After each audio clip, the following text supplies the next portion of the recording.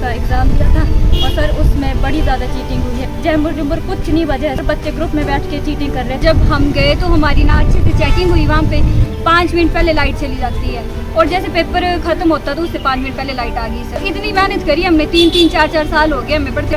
हमारे माँ बाप इतने अमीर नहीं है, हम यहाँ पे रूम रेंट पे लेके बैठे हुए हैं सर, एकेडमी की फीस भर रहे हैं। बच्चों पे सर कोई सख्ती नहीं थी, ऐसे ग्रुप में बैठ के पेपर कर रहे थे। मेरा तो लास्ट अटेम्प्ट था, इसका भी लास्ट अटेम्प्ट था। ना हमें मौका मिलेगा ना हमारे साथ इंसाफ होगा। मुझे तो लग रहा है कुछ नहीं होगा सर, हमारे लिए कुछ नहीं करेगी सर। चंबा का युवा परेशान है, हताश है और आज पहुंचा है उपायुक्त महोदय साहब के दफ्तर में।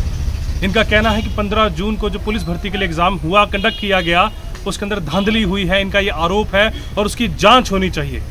हमारे बीच में चंबा का युवा, देश का युवा यहाँ खड़ा है, जानेंगे क्या है मामला और किस चीज़ की गुहार करना चाहते हैं। बेटा आपका नाम क्या है? मेरा नाम काजल है सर। मैंने 15 जून को एचपी पुलिस का एग्ज़ाम दिया था और सर उसमें बड़ी ज़्यादा चीटिंग हुई है। 18 सेंटर थे हिमाचल में और सारे सेंटर में सारे बच्चे ही बोल रहे बड़ी ज़्यादा चीटिंग हुई है। सर मेरे सेंटर में खुद हुई है, न अच्छे से चेकिंग हुई थी, कुछ नहीं, ऐसी जैम्बर जुम्बर कुछ नहीं वजह है सर। सब मतलब इतनी ज़्यादा चीटिंग हुई है, जैसे 10th+2 के एग्ज़ाम नहीं होते वैसे एग्ज़ाम हुए सर। बच्चे ग्रुप में बैठ के चीटिंग कर रहे थे। सर हम चाहते हैं कि CCTV कैमरे की जांच होनी चाहिए, हमें इंसाफ मिलना चाहिए बस सर। हम 2-3 साल से तैयारी कर रहे हैं सर और हमारा कुछ नहीं बन रहा और जिन्होंने चीटिंग करी है उसके इतने ज़्यादा नंबर आ गए और वो बच्चे चुप है, कुछ नहीं बोल रहे। सर हमें इंसाफ चाहिए, जाँच होनी चाहिए, सरकार तक हमारी बात पहुँचनी चाहिए।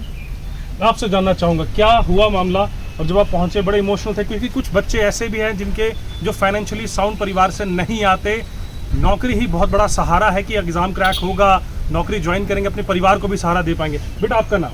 सर मेरा नाम भी काजल है और सर जब हम गए तो हमारी ना अच्छे से चेकिंग हुई, वहाँ पे हर जगह चीटिंग हो रही थी। मटोर एक मतलब सेंटर था, वहाँ पे क्या हुआ कि जैसे 5 मिनट पहले लाइट चली जाती है और जैसे पेपर ख़त्म होता तो उससे 5 मिनट पहले लाइट आ गई सर। तो इस चीज़ की मतलब अच्छे से जांच होनी चाहिए सर, हमें इंसाफ चाहिए बस। हम इतनी मेहनत करी हमने, 3-3, 4-4 साल हो गए हमें पढ़ते। क्या फ़ायदा सर हमारा पढ़ने का, इतना पढ़ने का क्या फ़ायदा हमारा? अगर इन्होंने लास्ट में ये सब हरकतें करनी है तो क्या फ़ायदा फिर इस चीज़ का कि हम मतलब हम भी गरीब फैमिली से हैं सर, हमारे माँ बाप इतने अमीर नहीं है, हम यहाँ पे रूम रेंट पे लेके बैठे हुए हैं सर, एकेडमी की फ़ीस भर रहे हैं। क्या फ़ायदा है अगर लास्ट में इन्होंने ऐसे ही करना है? तो हर जगह चीटिंग हुई है। हमारी इतनी है कि बस कैमरे चेक होने चाहिए जहाँ भी सेंटर पर। आपने क्या क्या चीज़ें वहाँ ऑब्जर्व की अपनी आंखों से? सर ऐसा हुआ कि जब हम गए मतलब चेकिंग अच्छे से नहीं हुई है, चेकिंग अच्छे से हुई नहीं है। मतलब कोई भी एक लड़की तो 11:45 बजे पहुंच रही है वहाँ पे, 10:30 बजे के बाद एंट्री बंद थी। 10:30 बजे के बाद बिल्कुल एंट्री बंद कर दी थी कि 10:30 बजे के बाद कोई एंट्री नहीं ले सकता है। तो वो लड़की 15 मिनट बाद पहुंची है, उसको एंट्री मिल गई, ना उसकी चेकिंग हुई ना कुछ। हमारी भी चेकिंग अच्छे से नहीं हुई है सर, कुछ भी चेकिंग अच्छे से नहीं हुई है। क्या कोई गैजेट्स लेकर भी आया था अंदर, जैसे फ़ोन हो गया? मतलब कैसे पता लगा कि आपको यहाँ खुली छूट दी गई है चीटिंग को लेकर?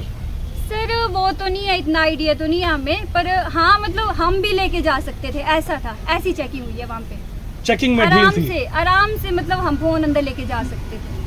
आप कुछ कहना चाहेंगे? बच्चों पे सर कोई सख्ती नहीं थी, ऐसे ग्रुप में बैठ के पेपर कर रहे थे, एक दूसरे से पूछ रहे थे सर। ऐसे होता है पेपर, कोई कॉम्पिटिटिव एग्जाम ऐसे होता है सर। तो पूछ रहे थे बच्चे और आपस में मतलब जो प्रश्न आंसर हैं वो डिस्कस किए जा रहे थे एग्जाम चलते हुए? हाँ जी सर, ऐसे कर रहे थे, डिस्कस करके पेपर कराए बच्चों ने सर। जी मैं जानना चाहूँगा, युवा भी है कुछ। आपका नाम? मेरा नाम अभी है सर। और सरकार का कहना है कि जो पेपर है वो काफ़ी सिक्योरिटी से हुआ है, लेकिन ऐसा बिल्कुल नहीं हुआ है सर। जहाँ पे मेरा पेपर था वहाँ पे काफ़ी ज़्यादा सिक्योरिटी थी, ऐसी बात नहीं कि चेकिंग नहीं हुई यहाँ पे या फिर एंट्री पे कोई डील हो। लेकिन फिर भी वहाँ पे मेरे कमरे में जो वहाँ पे हेड थे वो आए और एक लड़के को ढूंढ रहे थे, बता रहे थे कि उसका जो सेंटर है वो गलत जगह है। लेकिन सर गेट पे पूरी सिक्योरिटी थी, जिसका सेंटर वहाँ पे नहीं था उस बंदे को गेट से ही वापस कर रहे थे, या जिसको कुछ एडमिट कार्ड में इशू वगैरह था उसको गेट से वापस कर रहे थे। लेकिन फिर वो हमारे रूम में आते हैं और पूछते हैं कि क्या, एक लड़के का नाम लेकर पूछते हैं कि क्या वो लड़का है वहाँ पे। वो लड़का तो नहीं मिलता है, लेकिन सर ये देखने वाली बात है कि अगर गेट पे इतनी सिक्योरिटी थी तो वो अंदर इसको क्यों ढूंढ रहे थे सर। आपका कौन सा सेंटर था? सेंटर का नाम बताएंगे? मेरा सर धर्मशाला PG कॉलेज में हुआ है। आपका मटोर के पास बताया आपने? नहीं, मेरा तो सर DAV कांगड़ा, बस मेरी फ्रेंड बोल रही थी एक ना, वो उसका पेपर है आज अपने, तो वो इस वजह से नहीं आ पाएंगे। और आपका सेंटर? मेरा भी DAV कांगड़ा। और आपका? DAV school. DAV school. आपने क्या देखा? सर उधर ऐसा था ना कि एक लड़का था मेरे साथ, वो जीके के क्वेश्चन कर रहा था। मैंने बोला मेरे को क्या पता यही कोई जीके के क्वेश्चन आए हुए, तो उसने बोला भाई, और बोला सिमिलर से लगता है कि MPPS ने वो कर दिया है। गिरा दूंगा। उसने बोला भाई मेरे को माँ कसम उन्ना का लड़का था, पता नहीं उन्ना पैसे नहीं पूछे तो कहाँ से था। और उसने बोला, मैंने बोला तेरे को कैसे पता कि यही पेपर। उसने बोला कि पेपर लीक हो गया भाई, तू बक्का मान ना मान। तो फिर मेरे को तब हिसाब को मैंने बोला हमारा मेहनत करने का क्या फ़ायदा इतने 2 साल में। तो फिर उसने ऐसे बोला मेहनत करने वाला इस दुनिया में रह जाएगा और एक रातों रात जो है वो रातों रात जो बोला घोटाला करेगा वो बन जाएगा। जी, आपका नाम? साहिल ठाकुर। साहिल जी, आप कौन सा आपका सेंटर और क्या देखा आपने, क्या ऑब्जर्व किया? मेरा सेंटर धर्मशाला ITI में था ना, और उधर लड़के कर रहे थे बार बार पेपर बोले बंट गया पहले ही, बोले वो लीक हो सकता है बोला, और अंदर भी बातें कर रहे थे लड़के आपस में पीछे बैठ के और पूछ रहे थे क्वेश्चन एक दूसरे से। तो किस किस का लास्ट अटेम्प्ट था इस एग्जाम के बाद? सर मेरा तो लास्ट अटेम्प्ट था, इसका भी लास्ट अटेम्प्ट था। मेरा भी लास्ट ही था सर। अब सर ना हमें मौका मिलेगा ना हमारे साथ इंसाफ होगा। मुझे तो लग रहा है कुछ नहीं होगा सर, हमारे लिए कुछ नहीं करेगी सरकार भी। तो आप क्या चाहते हैं सरकार से, क्या गुहार है हमारे माध्यम से आपकी? सर हम चाहते हैं कि सरकार तक हमारी बात पहुंचे, CCTV कैमरा की जांच होनी चाहिए अच्छे से, और जिन बच्चों ने चीटिंग करी है उनको ब्लैकलिस्ट किया जाना चाहिए, ताकि फ्यूचर में कभी भी ऐसा ना हो, बच्चे कभी भी ऐसा ना करें सर। मेहनत करने वाला बच्चा पीछे रह रहा है सर।